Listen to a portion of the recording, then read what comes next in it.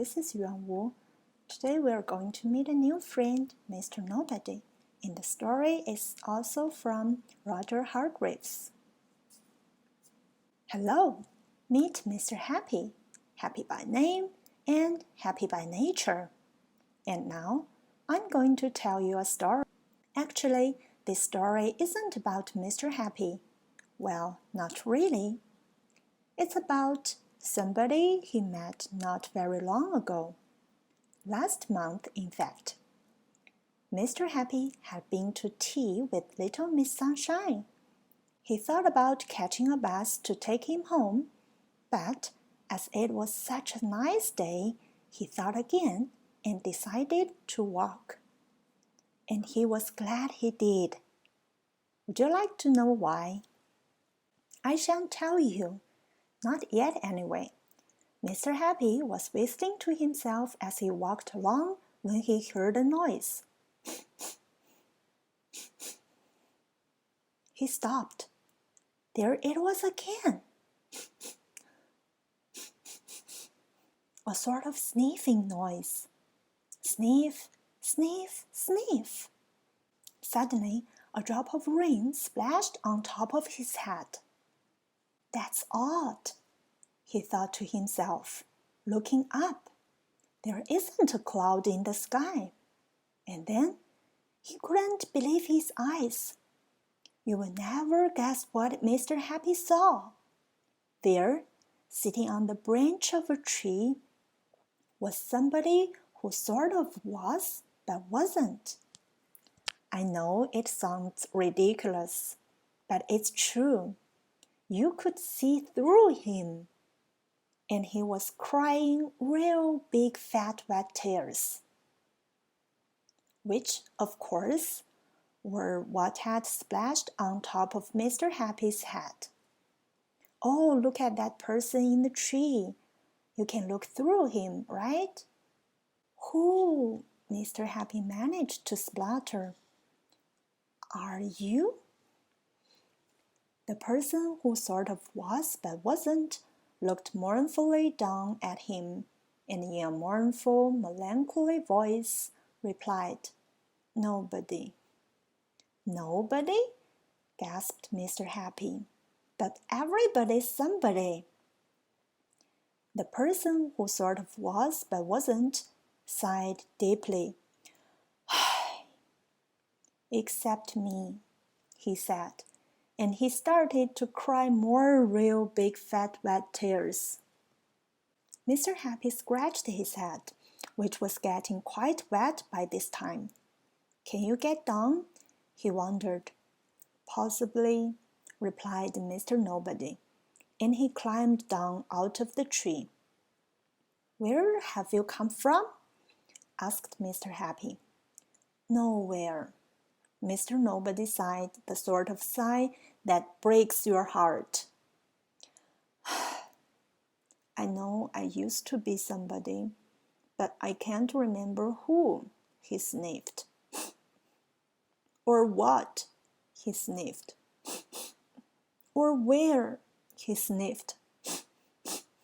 Or when, he sobbed. Mr. Happy couldn't help but stare. It isn't often you meet somebody you can see right through. I think, said Mr. Happy, that you had better come home with me. Why, sobbed Mr. Nobody. Because, said Mr. Happy, we must do something about you. There's nothing you can do about a nobody, wept the person who sort of was but wasn't. Of course there is, said Mr. Happy. Follow me. Eventually, they reached Mr. Happy's house and went into his living room. Mr. Happy pointed to a chair. Sit yourself down, he said. It was really quite extraordinary seeing somebody who was nobody sitting in a chair. Mr. Happy sat down too and thought hard. The wizard, cried Mr. Happy. Of course! So the following morning, after no breakfast, Mr. Happy took Mr. Nobody to see the wizard. Ah, remarked the wizard, after Mr. Happy had tried to explain. Ah, he said again, eyeing Mr. Nobody.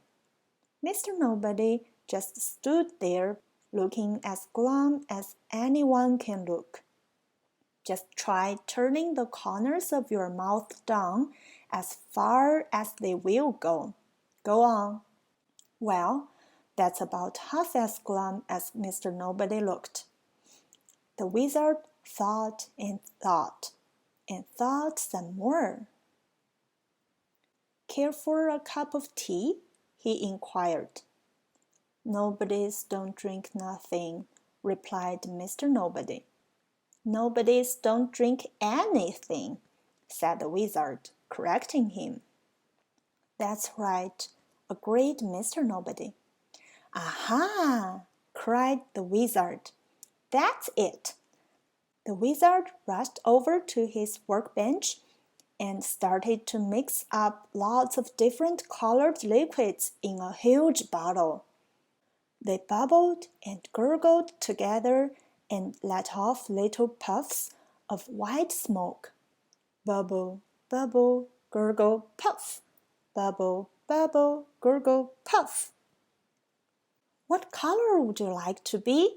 The wizard asked Mr. Nobody.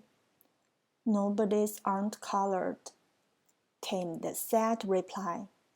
You choose, said the wizard, pointing at Mr. Happy. Mr. Happy thought. Well, he said, I've always really rather quite enjoyed being yellow. Yellow it shall be, shouted the wizard as he poured more liquid into the bottle. Suddenly, with one huge puff of white smoke, the liquid turned bright yellow. Right, cried the wizard. Drink that. Nobodies don't drink nothing, said Mr. Nobody. Exactly, shouted the wizard at the top of his voice. Nobodies don't drink nothing. Therefore, nobodies must drink something. Mr. Nobody took hold of the bottle and took a small sip. More, cried the wizard. Much more. Mr. Nobody shut his eyes and took a deep breath and swallowed all the liquid. Mr. Happy and the wizard watched and waited and waited and watched. Nothing happened. Told you so, said Mr. Nobody. And he sighed, another one of those sighs that break your heart. But wait a minute. Did their eyes deceive them, or they looked at Mr. Nobody's feet? They were turning sort of, yes, yellow. Yes, decidedly yellow, definitely yellow. Then Mr. Nobody's leg turned yellow, and then his body, and then his arms. His nose! Mr. Happy shouted. What about his nose? They watched and they waited, and they waited and they watched. Nothing happened. Suddenly, Mr. Nobody sneezed, and immediately after he sneezed, with an enormous pop-a-tissue pop, his nose turned yellow as well. Oh, I wish you'd been there to see Mr. Nobody's face. His mouth stopped turning down and started turning up, and up and up and up again. Well, chuckled Mr. Happy, I told you so. Everybody's a somebody. Okay, everyone, this is Mr. Nobody's story. I hope you like it. Okay, I'll see you in next story. Bye, everyone.